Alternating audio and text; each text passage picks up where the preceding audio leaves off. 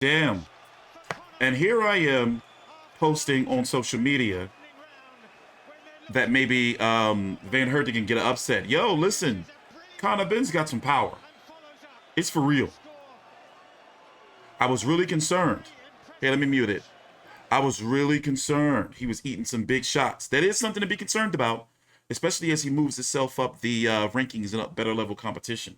But to go ahead and stop veteran Cryz Van Heerden here, let me go show you his resume. 28 2-1 with 12 KOs. The only time he was stopped was by Errol Spence several years back in 2015. And then, of course, the Boots in his fight ended in a no decision because of a cut. But Conor Benn has got some power in him. Now, we're going to rank him at the end of the video in the top 10 of 147 pounders. I'd like to know down below in the description box where you guys rank him. He's now 21-0 with 14 KOs, and he is getting better. But once again, there has to be some criticism. I was concerned about those shots he was eating early on by Cryz Van Heerden, who is not known to be like a super big power puncher. You know, so as he steps up in competition, it's something that has to be, you know, questioned.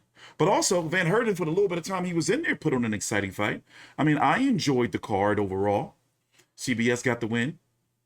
Alicia Baumgartner, cruised to a shutout. Campbell Hatton, he's close to being knocked out soon. We're waiting for them. We're here live real time, by the way. Take your time out, like the video, subscribe. Get you a replay of the knockdown. Oh, here it is right here. Hitting. Got him stunned right there. That's the beginning of the end. That was the beginning of the end. And then that's it, ladies and gentlemen. That is it. Take your time out, like the video, subscribe. And he couldn't get up. Oh. It was over for him right there. And it was a sneaky uppercut that got in.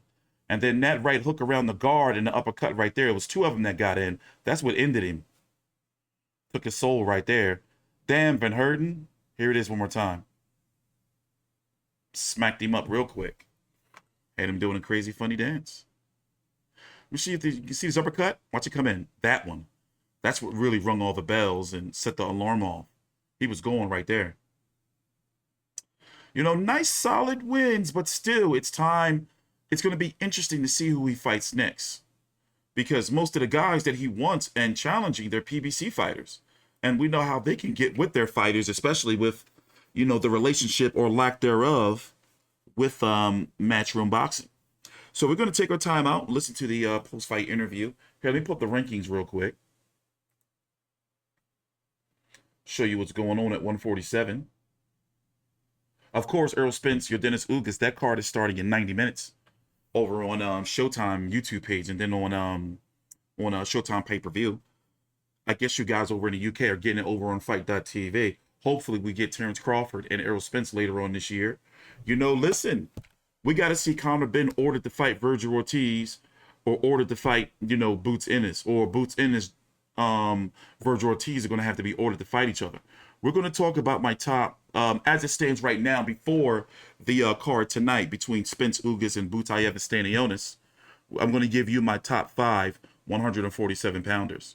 But right now, Conor Benn, he's getting up there. You know, like the skill set, it's paying the eye test. That's the best way I can see it. There he is with Fast Car.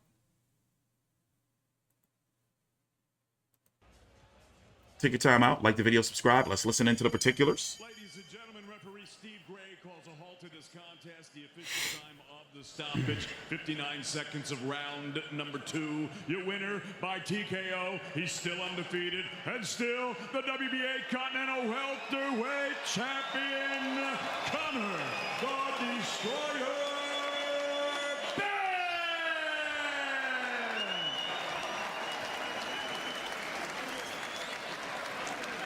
So Conor Benn. We're going to listen to the post-fight interview. Hopefully we get one. Are we going to get one?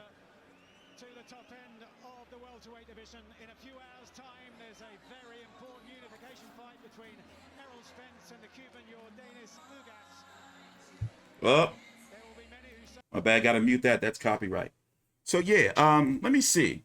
So number 1, Errol Spence. Number 2, Terrence Crawford. Number 3, Yordenis Ugas. Number 4, Virgil Ortiz. Number 5, Butaev. Number 6, Connor Benn. Number 7, Eimantis. Number 8, Radzhab Butaev. Number 9, David Evanesian. Number 10, do I want to give that to Sandor Martin because of the win over Mikey Garcia? Number 10 is between Sandor Martin, Josesito Lopez. Okay, Keith Thurman's in there. I guess I got to count him too. But I don't really want to redo my list. But basically, you get where I'm going. You know, Connor Benn is really making a name for himself at 147 pounds. You know, the power. Even though sometimes I do, like, his interviews can come off as a little bit cringe to me. You know, that's a little bit something. Let's take a jump cut and see if they do a post-fight interview.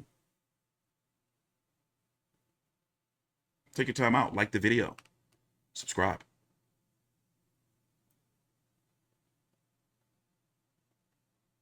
Into the ring.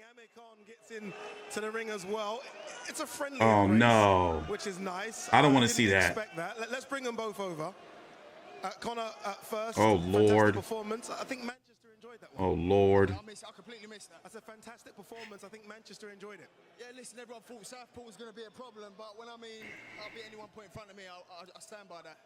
It's difficult. You got Khan right behind you there. You asked him to come in the ring. Khan, you know, obliged. He's in the ring as well. Are we trying to sort something out here? What's going on?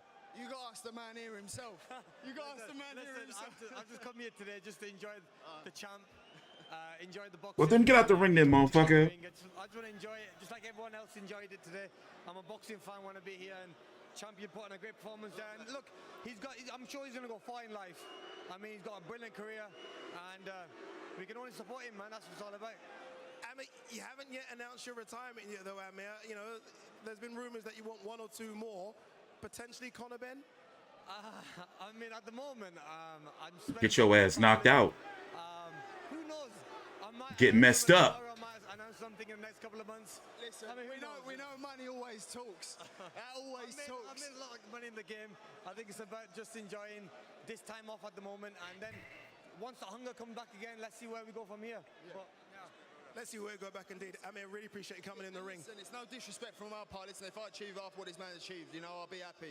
You know, so listen, he's a world champion. So, but listen, idols to rivals. Y'all want to see this shit? Every young up-and-coming fighter wants to challenge themselves against the best who they were at the time. Do you know what I mean? So that's all that is. Challenges. Would you want the fight, Amir? like he's a young, hungry lion. I mean, who knows? I mean, the people want to see the fight. Do the people want to see the fight? No. No.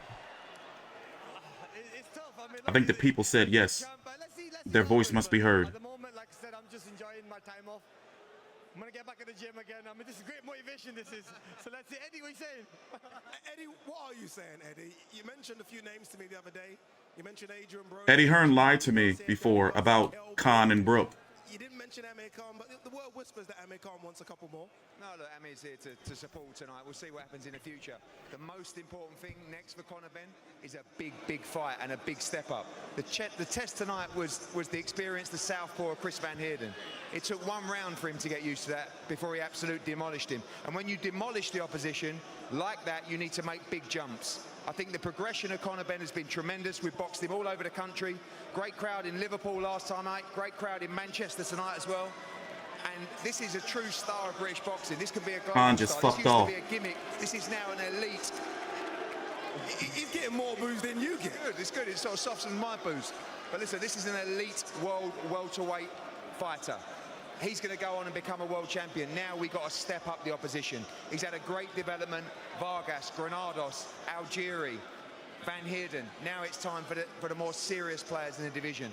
You know, it won't be Amir Khan next. He's going to not be around till the end of the year. But I'm talking about Mikey Garcia, Danny Garcia, Keith Thurman, Adrian Broner, all these guys. David Evanesian. With Amir Khan fighting. But we want a big fight. We want a marquee fight. And finally take him back to London and fill up that beautiful O2 as well. But it's been a brilliant journey on the road with Conor Benn. He's a superstar, and he's really, really good.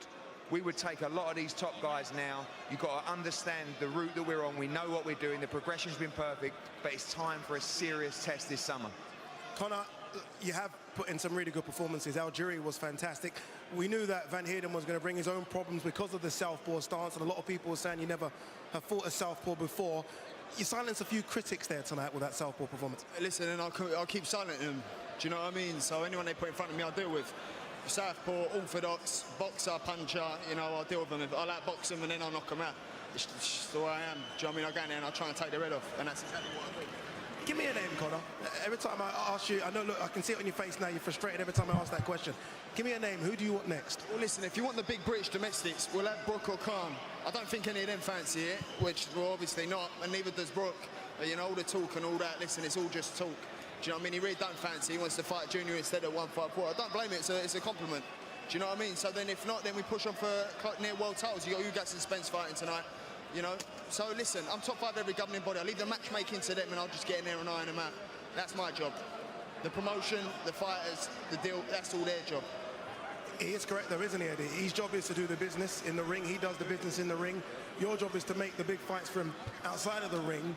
Potentially, what's the closer fight, do you think? Is it a Kell Brook? Is it a Broner? Is it a Danny Garcia?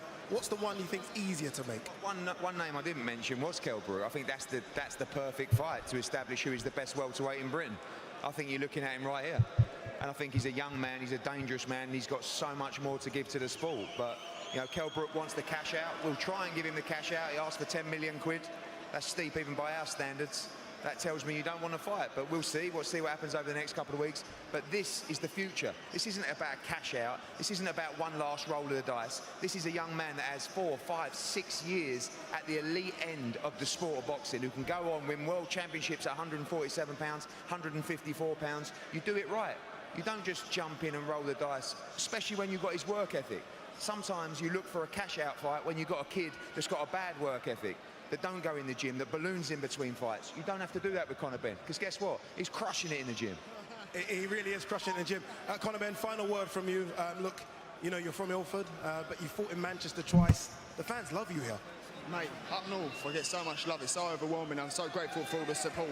You guys really are amazing. You really turned out for me tonight. So I just want to say thank you. You lot are amazing. Honestly, thank you. Keep crushing it in the gym, Conor. Keep crushing it. That's standard. It is standard indeed. Congratulations, Conor. Well done. So listen, let's talk about it. Let's talk about it. Damn, he took his head off. Realistic fights, you know? So Eddie Hearn said Conor's not going to be available till about the end of the year or so. So he's got something coming up. I wonder what it is. You think him and Kell Brook are going for the rematch, or Conor's going to? Who was the rumor that they say Conor was going to fight? Somebody let me know in the comments. But let's talk about also, let me know, do you want to see him versus Khan? I mean, I would want to see him versus Khan to see him knock out Amir Khan. That would be, you know, cool, I guess. It's always good to see what kind of new, inventive, creative way Amir Khan gets knocked out. But what's realistic? What's realistic? I mean, he's with Frank Warren BT, Evanescence. You know, so that's kind of, you know, out of the question.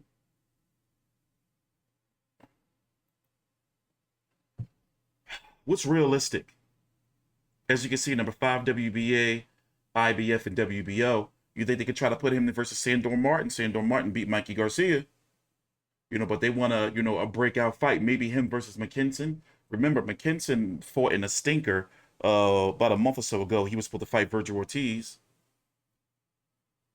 Remember, the WBA after tonight, you know, the winner of, you know, here's the thing. I'm a realist, and I've been covering boxing way too long. Every time they say a PBC fighter on Eddie Hearn's side, it's never a PBC fighter. You don't see top-tier PBC fighters fighting on the zone. You don't. So I don't see Conor Benn getting, you know, even though Boots Ennis is not necessarily PBC, I don't see him getting Boots Ennis. I don't see him getting Thurman. I see him fighting, if he makes it that far, for a vacant title. Unless he's in a mandatory spot. You know, where they have to fight him. Because Spence, if he beats Ugas, then fights Crawford for an undisputed, win or lose, they're moving, even Crawford, they're on their way to 154. Virgil Ortiz, his body is telling him to move to 154. You know, I would love to see maybe kind of been Danny Garcia, but Danny Garcia's a PBC guy. So realistically, who does Conor Benn fight? Yeah, I don't see a Mario Barrios. It's going to be interesting to see, you know, maybe Virgil Ortiz, you know, they can possibly get them in an eliminator type of fight, maybe. Sandor Martin, McKinson, those are the only guys I see. T Street Controversy with Fight View 360. Take your time out, like the video, subscribe, cover every single Major Fight Live.